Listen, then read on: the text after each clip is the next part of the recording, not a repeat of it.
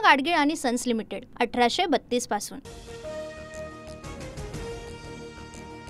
जरांगेंच्या आंदोलनाबाबत हायकोर्टाने चौकट आखली, त्यामुळे सरकारच्याही हातामध्ये काही नाही। कोर्टाच्या नियमानुसार आंदोलन झाल्यास हरकत नाही, फडणवीसांकडून स्पष्ट।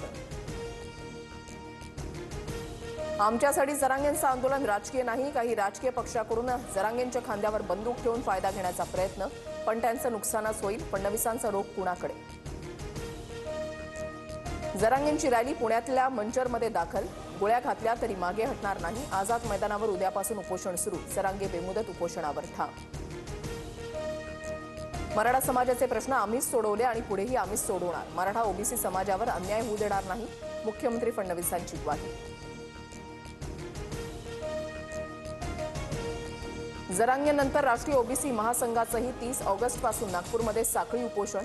जरांगेंच्या समोर सरकार झुकणार का याकडे आम्ही लक्ष ठेवू, गरज पडल्यास मुंबईकडे कूच करणार, तायवाडेंचा इशारा। जुन्नरमध्ये मराठा आंदोलकाचा हार्ट अटॅकमुळे मृत्यू, सतीश देशमुख असं मृत्यू झालेल्या आंदोलकाचं नाव, आंदोलक केजच्या वरडगावमधील असल्याची माहिती। सरकार आधीपासूनच चर्चेसाठी तयार, मनोज जरांगे मुंबईमध्ये आल्यावर चर्चा करणार, विखे पाटलांची माहिती। आंदोलनाला एका दिवसाची परवानगी म्हणजे मराठ्यांची चेष्टा, मराठा समाजाचा अपमान करू नका, मागण्या मान्य होईपर्यंत परवानगी द्या, जरांगेंचं वक्तव्य।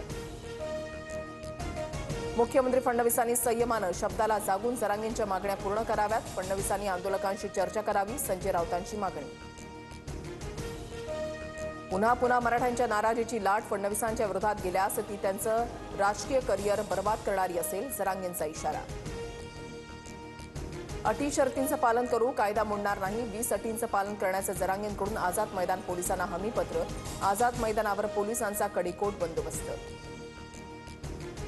जरांगेंच्या मोर्चाला भाजपकडून बॅनरमधून प्रत्युत्तर, इतिहास शिव्यांना नाही कर्तृत्वाला लक्षात ठेवतो, प्रसाद लाड प्रवीण दरेकरांकडून फडणवीसांच्या समर्थनार्थ बॅनरबाजी। 4 सत्ताधारी आमदारांचा जरांगेंच्या आंदोलनाला पाठिंबा, विरोधी पक्षाच्या 3 खासदारांचं आणि 2 आमदारांचंही जरांगेंना समर्थन। आम्ही प्रत्येक वर्षी दर्शनाला येतो, यावर्षी राज ठाकरेंकडे काही नवीन लोक पाहिले, कुटुंब एकत्र येत असल्यास चांगली गोष्ट, राज ठाकरेंच्या घरी बाप्पाच्या दर्शनानंतर उपमुख्यमंत्री शिंदेंचा टोला। मुख्यमंत्री फडणवीस विनोद तावडेंच्या घरी बाप्पाचरणी लीन, मुख्यमंत्री फडणवीसांकडून नेत्यांच्या घरी जात बाप्पाचं दर्शन। कमलाकर जामसंडेकर हत्या प्रकरणामध्ये अरुण गवळीला जामीन, 18 वर्षांनंतर सुप्रीम कोर्टाकडून अरुण गवळीला जामीन मंजूर। देवस्थान जमीन घोटाळ्याच्या गुन्ह्यातून सुरेश धसांना वगळल्याचा पोलिसांचा अहवाल, आष्टीमधल्या देवस्थान इनाम घोटाळा प्रकरणामध्ये सामाजिक कार्यकर्ते राम खाडेंचे धसांवर आरोप। शक्तीपीठ महामार्गाच्या भूसंपादनाचा आदेश पारित, कोल्हापूरला भूसंपादनाच्या आदेशातून वगळलं, वर्धा ते सांगली जिल्ह्यापर्यंतच्या भूसंपादनाला मान्यता। पूना गाडगीळ आणि सन्स लिमिटेड 1832 पासून।